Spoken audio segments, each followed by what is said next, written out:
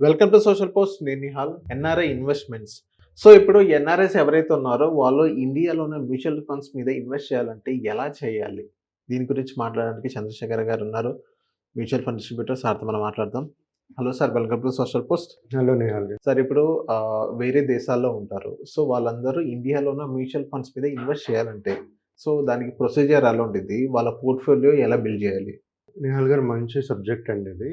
మనం మాట్లాడుకుంటుంది ఏంటంటే, ఎవరైతే అబ్రాడ్ ఎళ్ళి జాబ్ చేస్తుంటారో, లేపోతే అక్కడే సెటిల్ అయినోళ్ళు, వాళ్ళ ఫ్యామిలీ అంతా ఇక్కడ ఉన్నోళ్ళు. అలాంటి వాళ్ళు అంటే ఎన్ఆర్ఐ స్టేటస్ ఉండేటప్పుడు వాళ్ళు ఇండియన్ మ్యూచువల్ ఫండ్స్‌లో ఇన్వెస్ట్ చేయాలంటే ఏ విధంగా చేయాలి? ఎలా చేయొచ్చు? అనేది మనం డిస్కస్ చేద్దాం సార్. బేసికల్‌గా జనరల్‌గా ఏముంటుందంటే సార్, కొంత జస్ట్ యూఎస్, కెనడా అనుకుంటే కంట్రీస్ తీసుకుంటే కొంచెం రెస్ట్రిక్షన్స్ అనేది ఉంటుంటుంది apart from other countries. So, ఎప్పుడైతే మన ఎన్ఆర్ఐ క్లయింట్స్ ఇన్వెస్ట్ చేద్దాం అనుకుంటున్నారో మ్యూచువల్ ఫండ్స్‌లో, ఫస్ట్ తెలుసుకోవాల్సింది ఏంటంటే ప్రతి ఏఎంసీస్‌లో ఇన్వెస్ట్ అనేది చేయలేము. ఓకే. లిమిటెడ్ ఏఎంసీస్ ఉన్నాయి who is offering NRI investments. NRI వాళ్ళు అలాంటి కొంత ఏఎంసీస్‌లోనే ఇన్వెస్ట్ చేయగలుగుతారు. మన ఇండియన్ కాంటెస్ట్‌లో ఎన్నైతే ఏఎంసీస్ ఉన్నాయో ప్రతి ఒక్క ఏఎంసీలో చేయలేము. దాంట్లో కూడా ఏంటంటే 2 టైప్స్. ఒకటి ఆన్‌లైన్ ఉంటుంది, ఒకటి ఆఫ్‌లైన్. సో, కొంతమంది ఆఫ్‌లైన్ తీసుకుంటారు, కొంతమంది ఆన్‌లైన్ ఇన్వెస్ట్మెంట్స్ అనేది తీసుకుంటారు. ఎన్ఆర్ఐకి వచ్చినప్పుడు సార్, ఫస్ట్ ప్రతి ఒక్కరు ఒక ఎన్ఆర్ఐ క్లయింట్ అర్థం చేసుకోవాల్సింది ఏంటంటే, ఎన్ఆర్ఐ కేవైసీ అనేది మనం చేయాలి. ఓకే. ఎన్ఆర్ఐ కేవైసీ అనేది చేయాలి. దీంట్లో ప్రతి ఒక్క ఎన్ఆర్ఐకి 2 అకౌంట్లు ఉంటాయి సార్ జనరల్‌గా. ఎన్ఆర్ఓ. ఎన్ఆర్ఈ అంటే non resident external account. NRO అంటే నాన్ రెసిడెంట్ ఆర్డినరీ అకౌంట్. అంటే ఈ 2 అకౌంట్స్ మధ్యన ఒక డిఫరెన్స్ తెలుసుకుందాం సార్ మెయిన్. ఎన్ఆర్ఈ అంటే ఎన్ఆర్ఈ క్లయింట్స్‌కి తెలిసుంటది. బట్ ఒకవేళ తెలియకపోతే ఈ 2 మనం ఎక్స్‌ప్లెయిన్ చేసేటప్పుడు వాళ్ళకి అర్థమవుతుంది. ఎన్ఆర్ఈ అకౌంట్ ఫస్ట్ గురించి మాట్లాడదామండి. Non resident external account. దీంట్లో ఏంటంటే ఈ primary use of this NRI account ఏంటంటే, ఎప్పుడైతే మనం ఫారెన్ ఎర్నింగ్స్ ఏదో ఉంటుందో అలాంటి ఏదైనా ఇన్వెస్ట్ చేయాలి అనుకునేటప్పుడు ఈ ఎన్ఆర్ఈ అకౌంట్ నుంచి ఇన్వెస్ట్ చేస్తూ ఉండాలి. ఓకే. దీంట్లో చేసినప్పుడు అడ్వాంటేజ్ ఏంటంటే transfer of fund out side India. అంటే మనం ఒకవేళ మనం ఇన్వెస్ట్ చేసిన amount like mutual funds, Indian mutual ఫండ్స్‌లో ఇన్వెస్ట్ చేశారు. ఎన్ఆర్ఈ అకౌంట్ నుంచి చేశారనుకుందాం. చేసేటప్పుడు ఏంటంటే మనకి ఎప్పుడైనా కావాల్సినప్పుడు ప్రిన్సిపల్ ప్లస్ రిటర్న్స్ మళ్ళీ అబ్రాడ్ పంపించే ఛాన్సెస్ ఉంటుంది ఎన్ఆర్ఈ అకౌంట్ నుంచి చేస్తే. ఓకే. అంటే ఎవరైతే బయట సంపాదిస్తున్నారో వాళ్ళు ఎన్ఆర్ఈ అకౌంట్ నుంచి ఇన్వెస్ట్ చేయాలి. రెండోది NRO account. NRO account non resident ordinary account. ఇక్కడ ఏమవుతుందంటే సార్, మన జనరల్‌గా ఒక కంట్రీ నుంచి ఇంకో కంట్రీకి వెళ్తారు కదా! వెళ్ళిన తర్వాత అక్కడ ఎన్ఆర్ఐ కింద మారుతారు. సో, వాళ్ళకి ఇక్కడ ఆల్రెడీ ఇన్వెస్ట్ చేసిన ఏదైనా ప్రాపర్టీస్ నుంచి ఒక ఇన్కమ్ వస్తాయి. Like used to manage income earned in India. ఇండియాలో ఏదైనా వచ్చే source of income like rental income, dividend income ఇలాంటివి వచ్చేటప్పుడు ఎన్ఆర్ఓ అకౌంట్ నుంచి ఇన్వెస్ట్మెంట్స్ అనేది చేసుకోవాలి. ఓకే. రెండోది దీంట్లో for transfer of funds to abroad again. అంటే మళ్ళీ డాలర్స్‌లో మళ్ళీ మనం కన్వర్ట్ చేసుకోవాలి అనుకుంటే దీంట్లో ఒక లిమిట్ ఉంటుంది. ఓకే. $1 మిలియన్. అంటే సుమారుగా మన కరెన్సీలో చూసుకుంటే 6.5 కోట్లు. సో, ఇంత అమౌంట్ మళ్ళీ మీరు డాలర్స్ కింద మార్చుకోగలుగుతారు. కానీ ఇక్కడ లిమిట్ ఉంటుంది, అక్కడ లిమిట్ ఉండదు ఎన్ఆర్ఈలో. రైట్.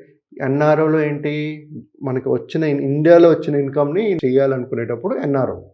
ఫారిన్ ఎర్నింగ్స్ మీరు ఇన్వెస్ట్ చేయాలనుకుంటే NRE account. So, I think ప్రతి ఒక్క ఎన్ఆర్ఐ క్లయింట్‌కి ఇది కొంచెం క్లారిటీ అనేది ఉండాలి. జనరల్‌గా ఒక ఎన్ఆర్ఐ క్లయింట్ ఇండియన్ మ్యూచువల్ ఫండ్స్‌లో ఇన్వెస్ట్ చేయాలి అంటే ఫస్ట్ మనం చెప్పినట్టుగా కేవైసీ చేయాలి. కేవైసీ ఇప్పుడు మనం జనరల్‌గా మన మ్యూచువల్ ఫండ్ ఇండస్ట్రీలో ఇండియాలో ఒక కేవైసీ చేయాలనుకునేటప్పుడు మనం ఆన్‌లైన్ చేసేయొచ్చు. కానీ యూఎస్ నుంచి కానీ, కెనడా కానీ ఏదైనా ఫారినర్ బయట కంట్రీలో ఉండి పనిచేస్తున్న వాళ్ళకి వాళ్ళ ఫిజికల్ ప్రెజెన్స్ అనేది ఉండాలి. ఓకే. కేవైసీ చేసేటప్పుడు వాళ్ళ ఫిజికల్ ప్రెజెన్స్ ఉండాలి. వాళ్ళ సంతకాలు పెట్టి సబ్మిట్ చేసి వెరిఫై చేసి ఇస్తారు. So, process will be physical verification. KYC ఫిజికల్‌గా చేయాల్సి వస్తుంది. ఆన్లైన్ చేయలేం. అది కాకుండా సార్ ఒక కేవైసీ చేయాలంటే జనరల్‌గా ఒక ఎన్ఆర్ఐ క్లయింట్ ఏమేం కావాలి? వ్యాలిడ్ పాస్‌పోర్ట్ ఉండాలి ఫస్ట్. తర్వాత పాన్ కార్డ్ కాపీ. తర్వాత proof of residence, non residence of India. అంటే బయటుండే ఎక్కడైతే ఉన్నారో ఒక ప్రూఫ్. పాస్‌పోర్ట్ గాని, లేపోతే ఇంకేదైనా అడ్రెస్ ప్రూఫ్ గాని, యుటిలిటీ బిల్ గాని. సో, అడ్రెస్ ప్రూఫ్ అనేది కూడా ఒకటుండాలి. ఇవన్నీ ఉంటూ ఓ ఫాట్కా అనేది కూడా సబ్మిట్ చేయాలి. ఓకే. రైట్? ఫాట్కా అంటే foreign account tax complaints act. So, ఇది కూడా చేస్తూ ఒక ప్రాసెస్ కంప్లీట్ అయిన తర్వాత కేవైసీ అయిన తర్వాత మనం యాజ్ ఎ ఎన్ఆర్ఐ క్లయింట్ కింద రిజిస్ట్రేషన్ అనేది చేస్తూ ఇన్వెస్ట్మెంట్స్ అనేది స్టార్ట్ చేయొచ్చు. ఏదైనా ప్లాట్‌ఫామ్‌లో ఉండేటప్పుడు మన ఎన్ఆర్ఐ టు రీపాట్రబుల్ అనేది ఒక ఆప్షన్ ఉంటుంది. అది సెలెక్ట్ చేసుకుంటూ మనం పెట్టుకోవాలి. ఎన్ఆర్ఓ గాని, ఎన్ఆర్‌ఈ గాని. ఇప్పుడు ఎన్ఆర్‌ఈ పెట్టుకుంటే ఎన్ఆర్‌ఈ సెలెక్ట్ చేసుకోవాలి. ఎన్ఆర్ఓ అకౌంట్ నుంచి చేయాలంటే ఎన్ఆర్ఓ అకౌంట్ ఆప్షన్స్ ఉంటాయి. సో, ఆ బేసిస్ మీద మనం ఏది సెలెక్ట్ చేయాలనేది సెలెక్ట్ చేసుకుంటూ ముందుకు వెళ్ళాలి. ఓకే. రైట్? సో, ఇది బేసిక్ ఫార్మాలిటీస్ ఉంటుంది సార్. ఎవరైతే మనకి డబ్బులు మళ్ళీ ఇండియాలో ఇన్వెస్ట్ చేస్తూ నాకు డాలర్స్‌లో అవసరం ఉంటుంది. అంటే మొత్తం ఫ్యామిలీ గాని యూఎస్‌లో గాని ఉండుంటే వాళ్ళకి మళ్ళీ నాకు డాలర్స్‌లో కావాలనేటప్పుడు always income earned in US NRE account నుంచి చేయడం అనేది కరెక్ట్ ప్రాసెస్. ఓకే. ఓకే. మళ్ళీ చెప్పినట్టుగా మళ్ళీ డివిడెంట్ మన ఇండియా నుంచి ఏదో వస్తుంది, లేకపోతే రెంటల్ వస్తుంది అనుకున్నారో అది ఎన్ఆర్‌ఐ అకౌంట్ నుంచి ఎన్ఆర్ఓ అకౌంట్ నుంచి చేయాలి. ఓకే. అది కూడా మనం కన్వర్ట్ చేసుకోవచ్చు అప్ 1 మిలియన్ లిమిట్. అంటే ఇప్పుడు రూపీస్‌ని మళ్ళీ డాలర్స్‌లో మనం కన్వర్ట్ చేసుకోవచ్చంటారా? చేసుకోవచ్చండి. అందుకే చెప్తున్నాను. మీరు 100% డాలర్స్‌లో కన్వర్ట్ చేసుకోవాలనుకున్నప్పుడు ఎన్ఆర్‌ఈ అకౌంట్ నుంచి చేయాలి. Plus your earning should be in US abroad. మరి ఎన్ఆర్ఓలో ఏంటంటే ఇండియాలో వచ్చిన ఇన్కమ్ రెంటల్ గాని, డివిడెండ్ మన పెట్టిన ఇన్వెస్ట్‌మెంట్స్ డివిడెండ్‌కి వచ్చిన లేకపోతే ఇంకేదైనా రూపంగా వచ్చే ఇన్కము దాన్ని ఎన్ఆర్ఓ నుంచి చేసుకోవాలి. ఓకే. ఓకే. అది క్లియర్‌గా ఉండాలి. ఎప్పుడైతే ఫుల్ అమౌంట్ మనకి డాలర్స్‌లో కన్వర్ట్ చేసుకోవాలనుకున్నప్పుడు ఎన్ఆర్‌ఈ అకౌంటు. ఎప్పుడైతే 1 మిలియన్ వరకు సరిపోతది Indian account source of income అయితే 1 మిలియన్ యూఎస్‌డి వరకు తీసుకోగలుగుతాం. రైట్? ప్రాసెస్ ఏమో మీకు చెప్పాను కదా! అవన్నీ పెట్టుకుంటూ ఒక కేవైసీ చేసుకుంటూ రిజిస్ట్రేషన్ చేసుకుంటూ వెళ్ళాలి. సార్ ఈ మ్యూచువల్ ఫండ్స్‌లో మీకు చెప్పినట్టుగా కొన్ని ఆన్‌లైన్ ఉంటాయి, కొన్ని ఆఫ్‌లైన్ ఉంటాయి. ఇన్వెస్ట్‌మెంట్స్ కూడా. నేను కేవైసీ చేసేటప్పుడు ఫిజికల్‌గా చేయాలన్నాను. ఇన్వెస్ట్‌మెంట్ చేసేటప్పుడు కూడా కొన్ని ఏఎంసీస్ ఆఫర్ చేస్తున్నారని చెప్పాను కదా! ఆ ఏఎంసీస్‌లో కూడా కొన్ని ఆఫ్‌లైన్, కొన్ని ఆన్‌లైన్ ఉన్నాయి. అన్నీ ఆన్‌లైన్ అవ్వదు. సో, ఏదైతే ఎలా ఉందో దాన్ని బట్టి మనం ఇన్వెస్ట్‌మెంట్స్ చేసుకుంటూ పోవాలి. ఫిజికల్ అయితే ఫిజికల్, లేకపోతే ఆన్‌లైన్ అయితే ఆన్‌లైన్. వాళ్ళు డైరెక్ట్‌గా చేసుకోవచ్చు. లేదంటే మాలాంటి డిస్ట్రిబ్యూటర్ ఎవరైనా ఇండియాలో ఉండి వాళ్ళకి హెల్ప్ చేయాలి, ఏదైనా సర్వీస్ ఇష్యూస్ ఉన్నాయని ఉంటే మాలాంటి త్రూ వెళ్ళి ఇన్వెస్ట్మెంట్స్ అనేది చేసుకోగలుగుతాం సార్. ఓకే. ఓకే. ఎన్ఆర్‌ఐ ఎవరైతే యూఎస్‌లో, కెనడాలో ఉంటున్నారో వాళ్ళు ఫాట్కా లేకుండా యాక్సెప్ట్ చేసే ఛాన్సెస్ ఉండదు. ఓకే. సో, ఫాట్కా అనేది చేసుకుంటూ వెళ్ళాలి. తర్వాత కొన్ని ఈ ఫీమా అనే ఇది ఉంటుంది కదా! మన ఫారెన్ ఎక్స్‌చేంజ్ మేనేజ్మెంట్ యాక్ట్ కూడా కంప్లై అవుతూ చేస్తూ వెళ్ళాలి. ఓకే. ఎందుకంటే మన కన్వర్షన్ ఆఫ్ డాలర్స్ ఉంది కాబట్టి. అవును. సో, ఈ ఇంపార్టెంట్ యాక్ట్ మనం కంప్లై చేస్తూ ముందుకు వెళ్ళాలి. అదే సార్ ఇప్పుడు ఫండ్ ట్రాన్స్‌ఫర్ మీకు చెప్పినట్టుగా ఇందాక మళ్ళీ ఎన్ఆర్‌ఈ, ఎన్ఆర్ఓ మీకు ఎప్పుడైనా ఫారెన్ ఇన్వెస్టర్‌కి నేను చెప్పేదేంటంటే వాళ్ళు they wanted to convert that money into dollars అగైనా కాదా అనేది ఇంపార్టెంట్. బేసిస్ మీద వాళ్ళ ఎన్ఆర్‌ఈ అకౌంట్ చేసుకోవాలి. కొంతమంది ఏమంటారంటే నేను అక్కడ ఉండే ఛాన్సెస్ లేదు, ఇక్కడికి వచ్చేస్తాము అని అంటారు.